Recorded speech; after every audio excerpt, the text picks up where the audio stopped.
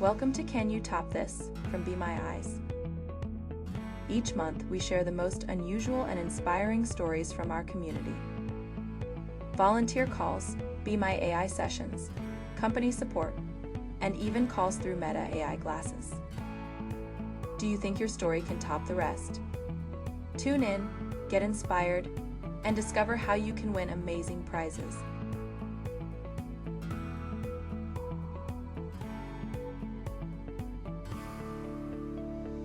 Hi, I'm Danielle. I am the new community manager with Be My Eyes. I'm also blind, as you saw with my having to also check my camera. Um, and I actually just moved to England to be with my partner. So we are in the same country and same time zone at the moment. So it's lovely to meet you. Well, I'm just thankful that you've asked me to share my experience. I think with these sorts of things, the more we can learn from each other, the better. Yeah, absolutely. Where in England are you from? Well, I'm from the Midlands in England, a Oh, place nice. called Okay. Rugby, where they invented a sport that you may have heard of. But I now live in Cardiff, which is the capital Oh, of Wales. oh. That's why you're a little more sing-songy. Okay, fair enough. We're actually in Leicester, so we're not far from where you were. Oh, wow. So your use case was actually really interesting and kind of perked my ears up because it sounded like something that was genuinely cool that I haven't really heard folks use it for so much before. Can you just tell us a little bit about this particular story that you submitted to the Can You Top That contest? Yeah, it's an interesting one. I wasn't sure about sharing it to start with because it's not a regular use, and I had quite a specific way of using Be My Eyes, and I would I used it to call my brother, and we were both very comfortable with the situation. But I think if I'd used Be My Eyes in the traditional way and spoken to a random person who was just willing to help, it was not necessarily what we might advertise as a great use. So I wasn't sure about sort of sharing it, but in the end, I just, as I said before, I think it's so great for us to learn from each other. So I think I'd just start by saying I have been aware of Be My Eyes for a really long time, and I think as with most blind and partially sighted people, we like to help each other and share what we know. So I have directed lots and lots of people to use Be My Eyes, but perhaps not been the biggest user of it myself. But the one thing that's changed it for me is the ability to create your own private groups. And just that knowledge of knowing who might pick up, I think that has really, really helped me out. And I've got so much better benefit from that. And then the other thing that's really helped for this particular case is I bought a pair of the Ray-Ban Meta AI glasses. So you then have the ability for hands-free. So if you've got a sighted person directing you and you can use both hands, that has absolutely changed the use of Be My Eyes for me. It's been so good. So many times I've been waving my phone at something and volunteer sort of has said no, back a bit, left a bit, right a bit. But if you could just hold it in your two hands right in front of you, and the worst that you're going to get is, oh, it's upside down, but actually having it there close to you, I think that solves so many of our lining up issues and things like that. And of course, by not having a phone you can rotate, if somebody says it's right in front of you, they really mean that, not it's right in front of the direction the phone is pointing.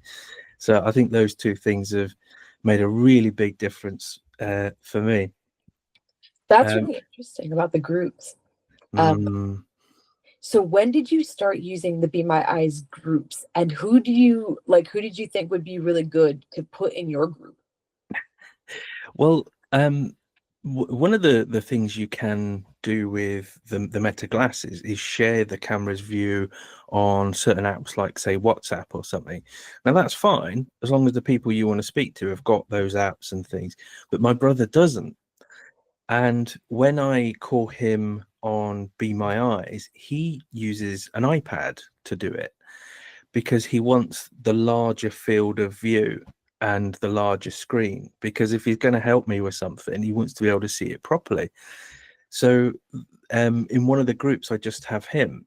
And what's interesting is the group that I have for him, we have called the Sword of Omens. And that is a callback for anybody that remembers it to the 1980s cartoon series, The Thundercats, because the main character there, Lion-O, he had a magical sword that would give him sight beyond sight. And that was where I got the idea from. So if you have the ability to call someone else who can see things that I can't, then it's like sight beyond sight. And that's why I call the group the Sword of Omens. So I know that he's going to answer, and I know that he's going to have it on a larger screen, and he can help me in all the different ways that I bother him with. So where I think to set the scene then for this unusual use is probably like a lot of users of Be My Eyes, I'm blind. I'm also a guide dog owner, but in this case I wasn't using my guide dog. And although I've called my brother on Be My Eyes many times, I was on holiday recently, and I took maybe the trust that you place in another to a whole new level. And that level was about 10 meters off the ground. So my daughter, Natalia, she's 9. And while we're on holiday, she wanted to go on one of those high ropes courses that's like an obstacle course, but it's like 10 meters off the ground.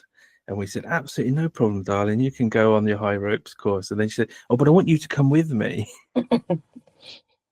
So when she asked me that, I was on the ground with a guide dog.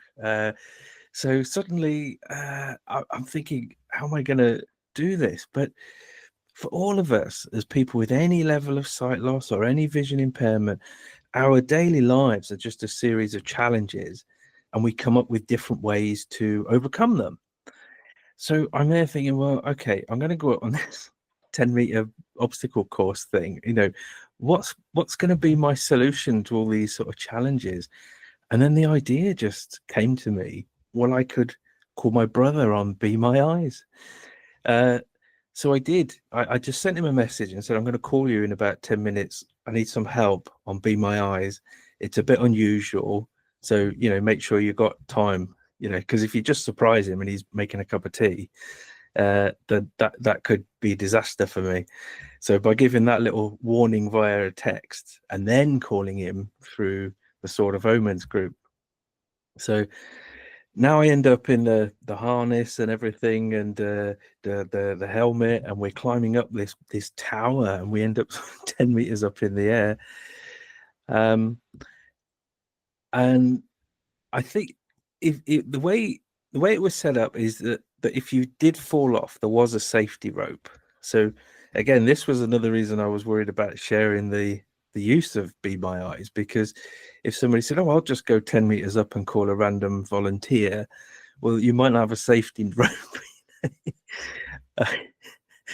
So we set out, and my daughter goes first, and then I would sort of go behind. So we end up stepping out there on this sort of obstacle course, and she's doing the first one. But while she's doing that, my brother is then in my ears explaining it to me. So he said, right, imagine Indiana Jones on a rope bridge. And I was like, okay, yeah, it's like little slats and things, and then you get the kind of rope coming up the sides, and then you kind of get like the sort of handrail sort of thing. He said, yeah, exactly like that, but no handrail. So I was like, just little slats then. He said, yeah. So I was like, well, all right, line me up a bit. And then he said, you just step out. And I was like, right, I've got the first one. And he said, yeah, there's just another one in front. Just keep going, it's straight. And we're there just doing it. And it was incredible. Just think of that for a moment. Stepping out onto a wooden slat 10 meters in the air just because your brother says it's safe. It's brilliant. So the next obstacle, but even more difficult to verbalize for someone that is can't see what they're doing. So you imagine this now, my brother looking through these glasses on Be My Eyes, and he's saying, right, okay, this time we've got more slats, but they don't go all the way along. So it might only be on the left hand side or the right hand side, and then where you think there'd be one, there's now not one. So you need to step a bit, bigger step. And he's using that camera on the Ray-Ban Meta glasses to have a really good view of what I'm doing, and then he's directing me to what I'm trying to do. And meanwhile, my daughter Natalia, she's brave and determined, carrying on, and she would like call back over her shoulder, giving me bits of advice and things like that as well. So I think it's just more of that, someone who can see what they're doing, helping us. And in this case, it was a 9-year-old trying to help me as well. Now, I'd say on the one hand, I did fall off twice and need the safety rope, which kind of kept me alive until I managed to scrabble back on somehow. But on the other hand, there were times where all I needed was my brother to kind of line me up on something that was like a straight balance beam. And we sort of were negotiating how I was going to do it. And I said, look, if I just shuffle my feet along very, very slowly, I'm probably going to lose my balance. It's like if you've ever had a walking slowly race, and it's really hard because you start losing your balance and things like that. Think of, a stilt walker, they kind of move in their feet all the time to sort of keep their balance. So I was like, if I go slow, I think I'm more likely to fall off. So he said, well, why don't I just line you up and just go for it? So he did. He kind of lined me up this balance beam, and then I just sort of like really went for it, like a real kind of dash, kind of thing, because I felt confident that I could put one foot in front of the other quickly. But you just imagine now the instructors watching this, they saw me appear with a guide dog and then climb the tower with a long cane and sighted guiding, and now I'm kind of dashing along these balance beams. I mean, it must have looked like an absolute sight, but the main thing was, my daughter was having a whale of a time up there, and she wouldn't have gone up if I hadn't gone with her. I couldn't have gone with her unless my brother was in my ear, telling me what to do. I just find the whole thing incredible, really.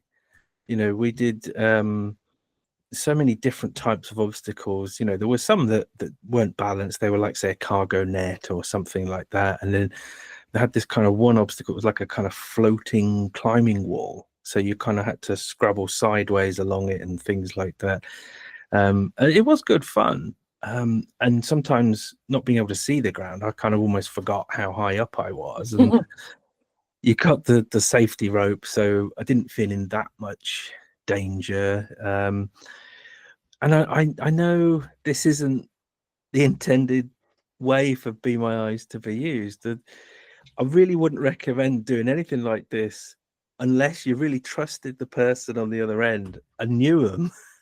I think calling an ordinary volunteer, that could be doing anything in the middle of their day, and they just want to help out for a few minutes, it's not really the use for that. But on this occasion, that was my challenge, that was my solution, and we managed to overcome it, and we had a lot of fun. So maybe not use this as a method unless you've got a safety rope.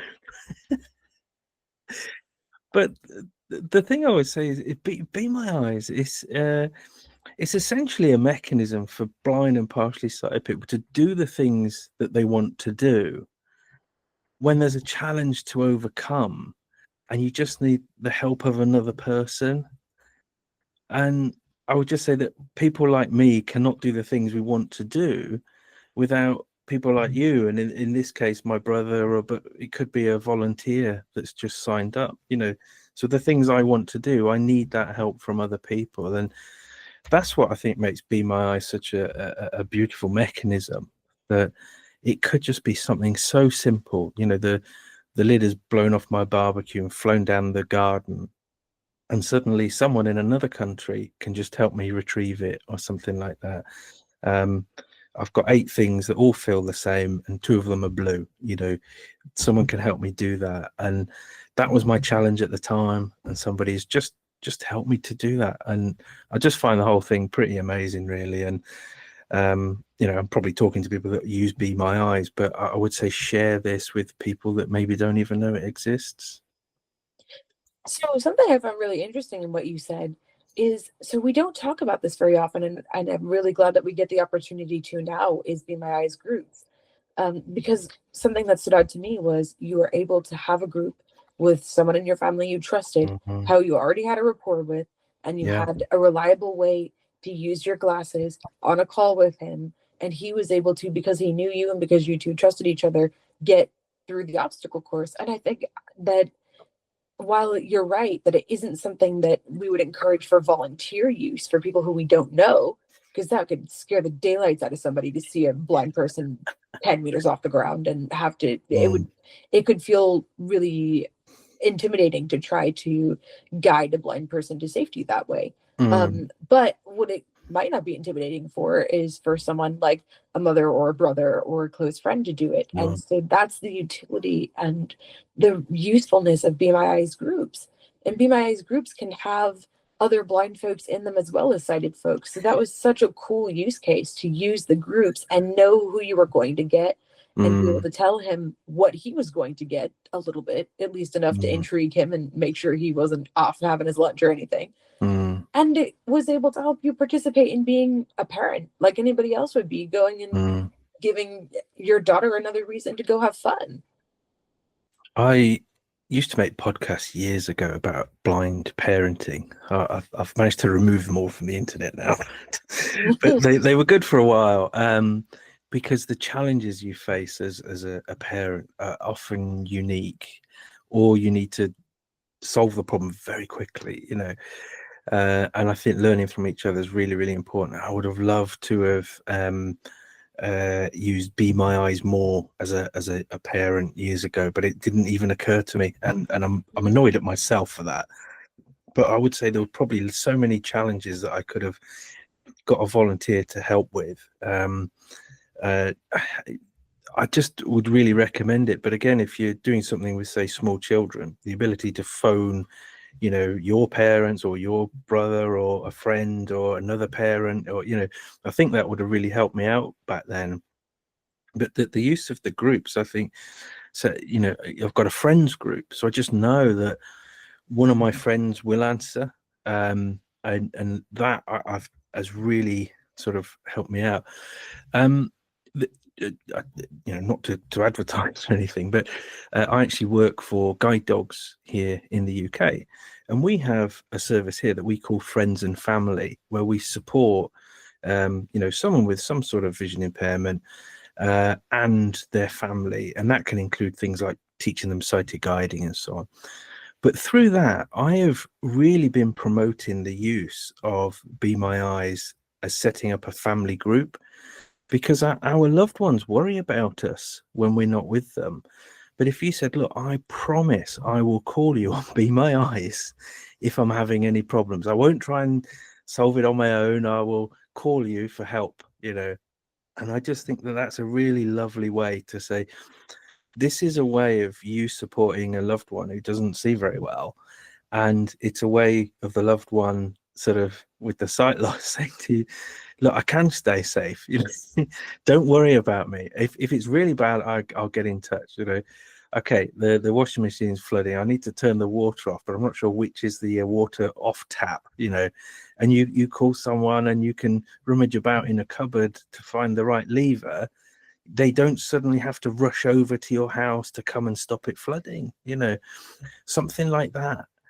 And you can sell that idea, that concept, to families who are really, really worried about someone.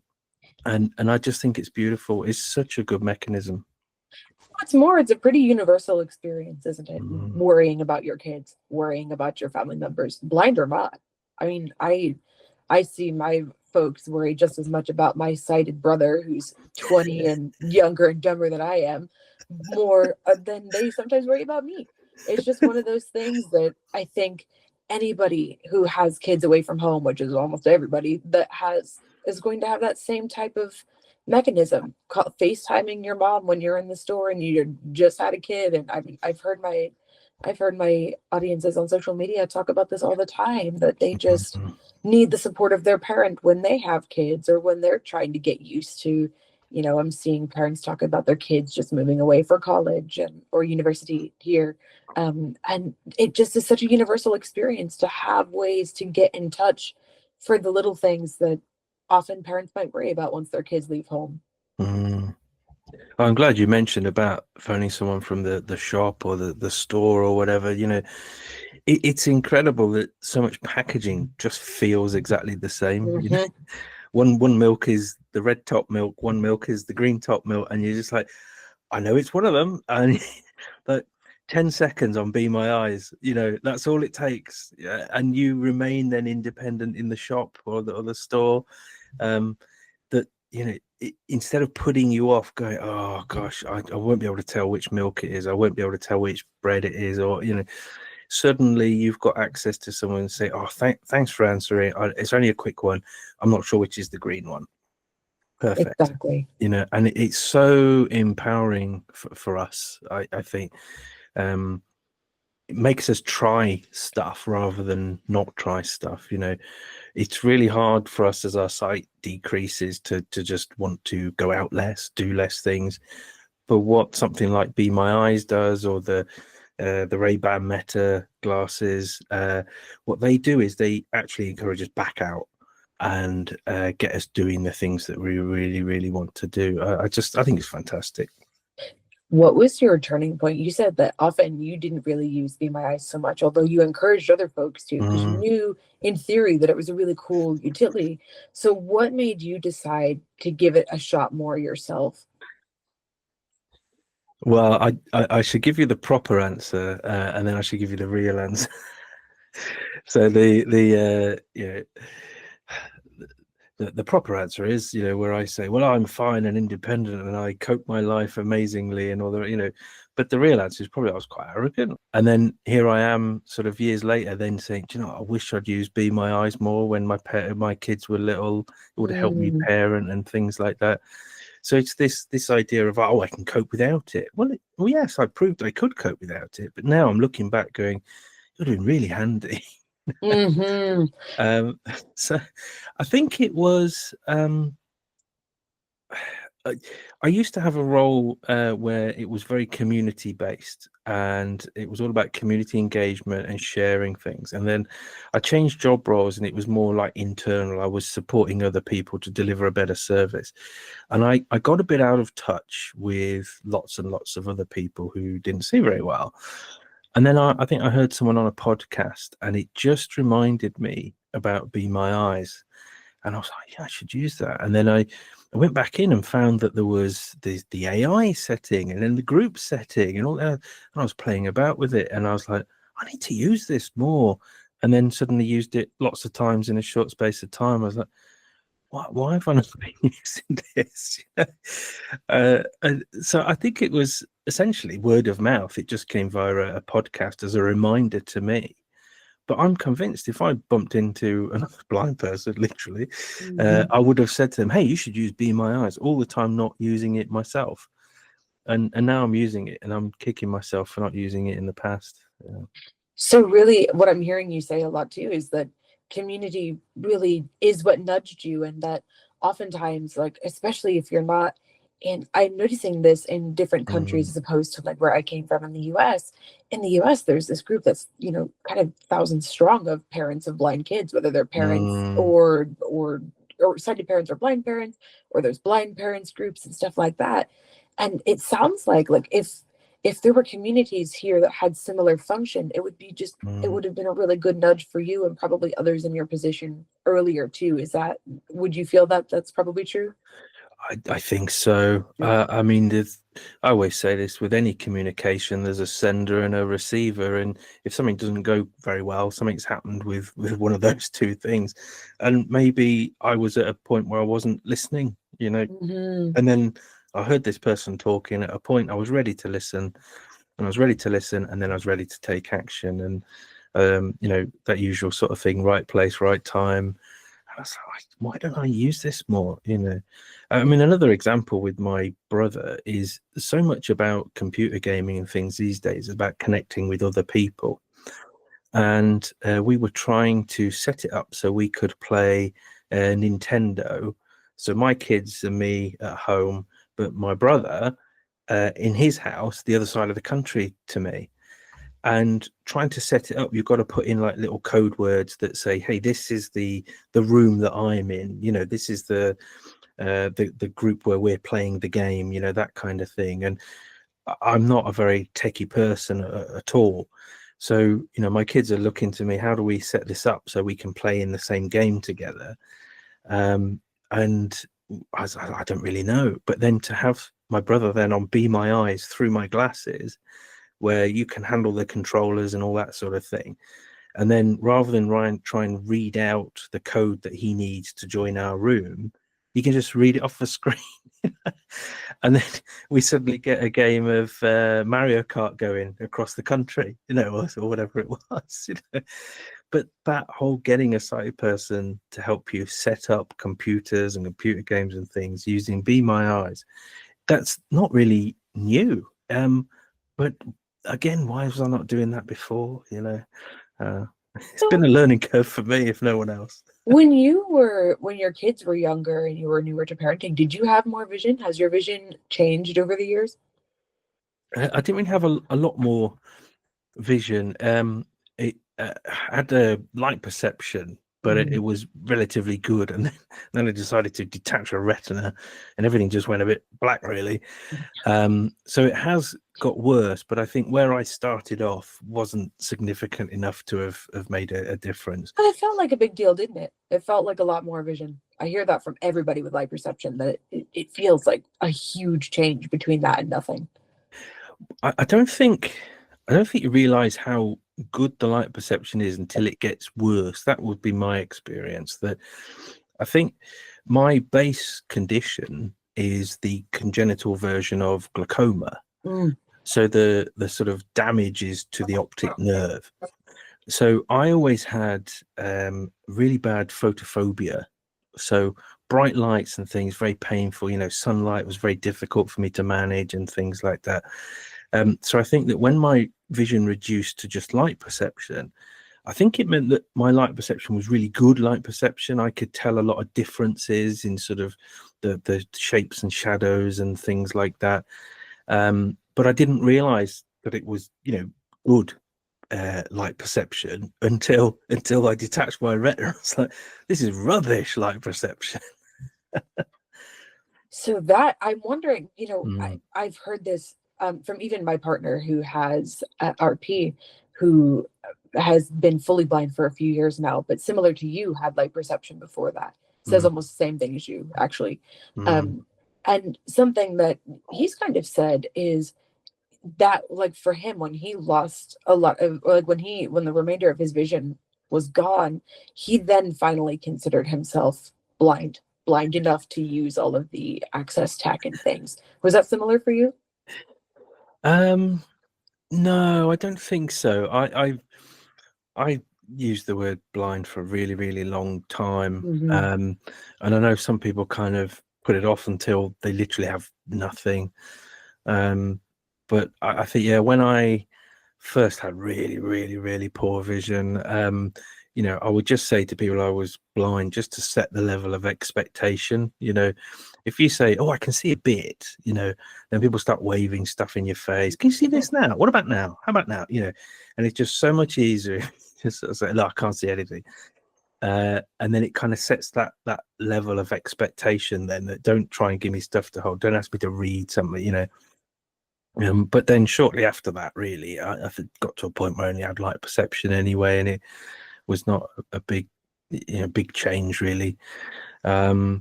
It's funny, the whole world of sight loss and vision impairment and the words that we use, and trying to have people who have regular vision try and understand what we see. I think we'll probably never get there.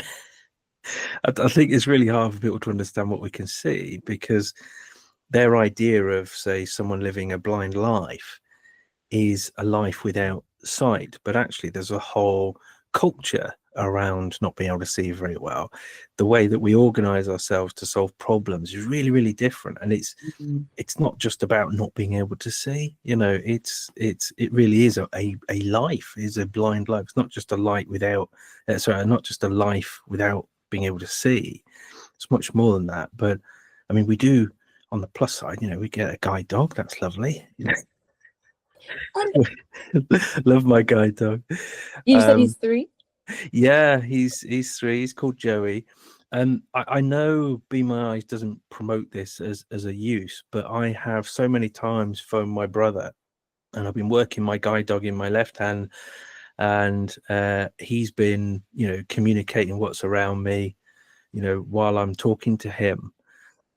So it's a bit like having a regular phone call. We'll be chatting about the weather or getting together at the weekend or whatever. But while we're doing that, he's also, you mate, you want to probably get over to the left. You know, there's someone coming with a big trolley. And that kind of general little bits of advice. And I really enjoy that, where we're having a general chat, but then he's also sort of providing that, you know, audio described, you know, phone call. I don't know, but I've got a lot of benefit from that. And I wrote up a case study of a long journey that I did using lots of different bits of technology. And all these bits of technology, they got me to the building I was trying to get to, but they deposited me around the back. And the only door I could find was the fire door. You know, I mean, I'm like talking to my glasses, and I'm like, hey Meta, this what can you see? And it just say, I see a door, but it looks like a fire door. Oh no. So I phoned my brother on Be My Eyes, and he said, yeah, you're definitely around the back. So then to get out of the car park, because you can't lean down to your guide dog and just say, yeah, take me out of the car park, please, you know. And to the dog, everywhere they look, they just see cars and things. So it was a tricky negotiation to get out of the car park and then walk around the side of the building and then in the front door. And that was all possible in the end because of Be My Eyes. Now, I might have fumbled around and eventually found my way out. So Be My Eyes saved me, you know, 10 or 15 minutes worth of time and difficulty.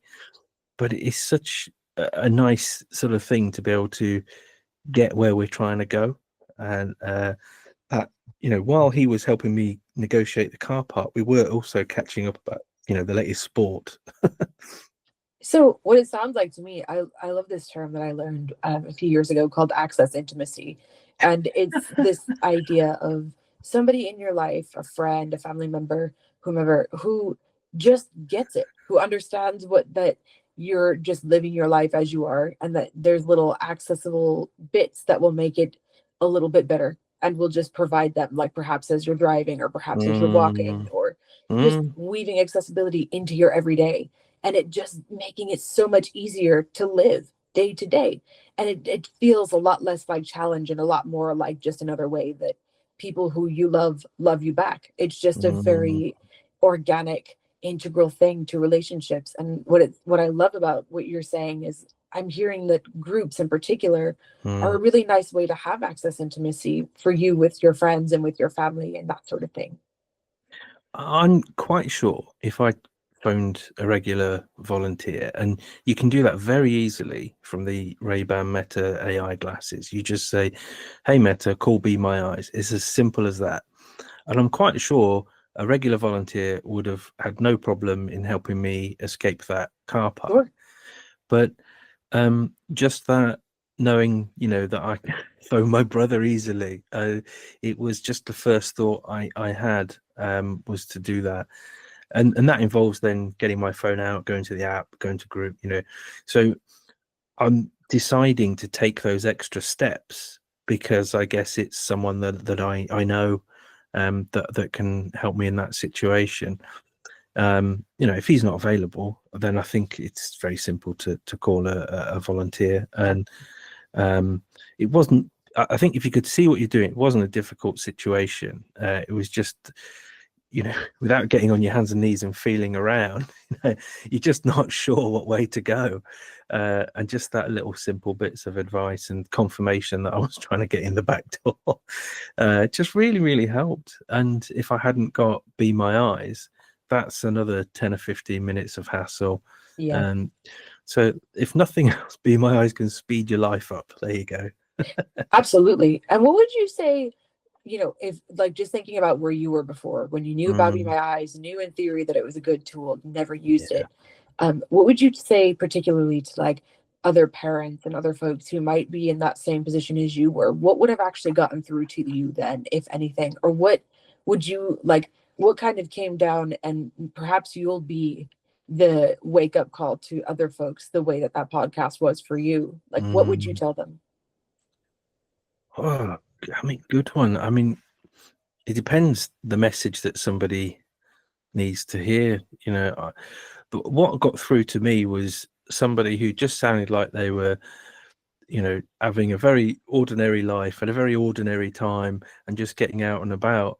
It wasn't somebody trying to say this great big story like me on a 10 meters up on a thing.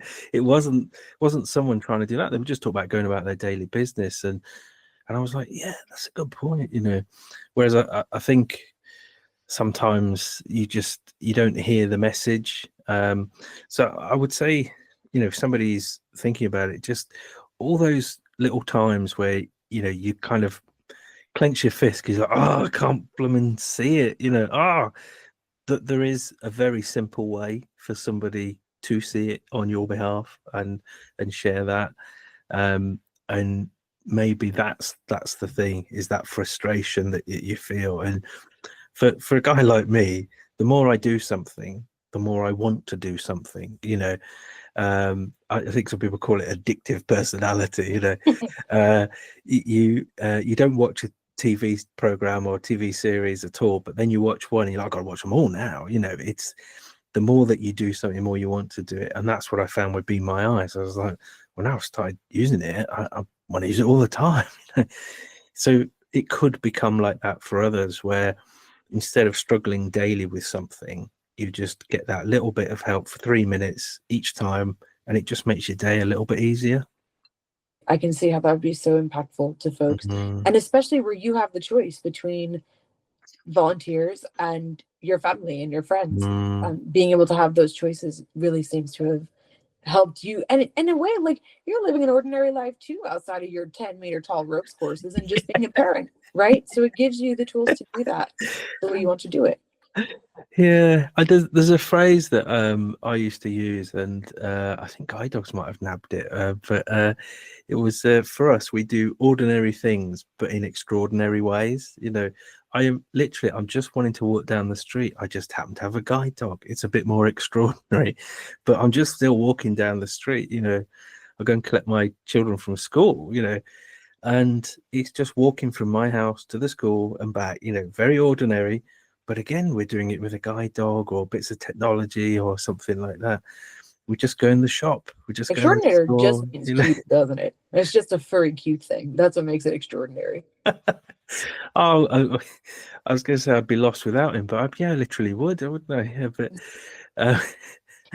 I think I get asked all the time the difference between using a guide dog and a long cane, and I say, look, the guide dog doesn't know if you're lost. Long cane doesn't know if you're lost, but if you're lost with a guide dog, well, you're in it together. You've got this kind of shared sort of, we're just having a walk. We don't know where we are, but we're just having a walk. With your long cane, I sometimes find that when I do that, it can feel a bit lonely, even if you can hear other people around you, and you're only working off the information you've got. Once you have the guide dog with you, then you can ask the dog to use what they can see, and it just makes things a bit easier.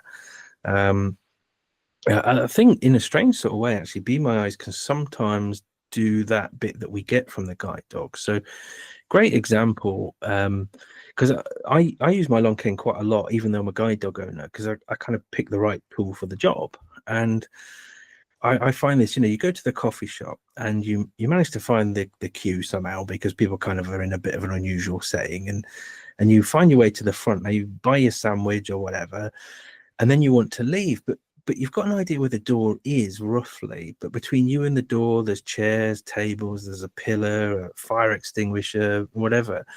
And you're going to walk into all of that. But then with a guide dog, you sort of just say, find the door, and you go round all of it. It's real big confidence builder. But maybe actually that is something you could try Be My Eyes with the glasses. Use the camera there, and somebody could literally just say, right, you need to rotate to your right a bit, because otherwise you're going to walk into a table, and maybe you could achieve the same outcome, but instead of using the eyes of a guide dog, you could use the eyes of a volunteer. Absolutely. Thank you so much for being willing to share your story. It was really, really unique. And I love hearing all of these different stories as I've been able to interview a few folks. Thank you. Well, just thanks for allowing me to share with others.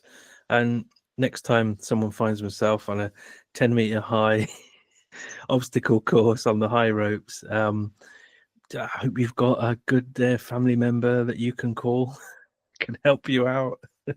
Your story is so relatable. I love that so much. I've seen parents go through the same exact things as you've talked about. And I just find that will really resonate with folks who a lot of these stories might be a little different for, because maybe folks haven't struggled with just deciding when to use this stuff so much. So thank you for being so candid about that. I would happily tell everybody. It for me, on that one occasion, it made a huge difference, but on several other occasions, it has made a difference. It just not as extraordinary, but it has helped save me time and effort and energy and frustration. I haven't felt that because somebody's just been able to help me. Thanks for listening to Can You Top This from Be My Eyes. Be sure to subscribe to our YouTube channel, download our app, or visit BeMyEyes.com for more.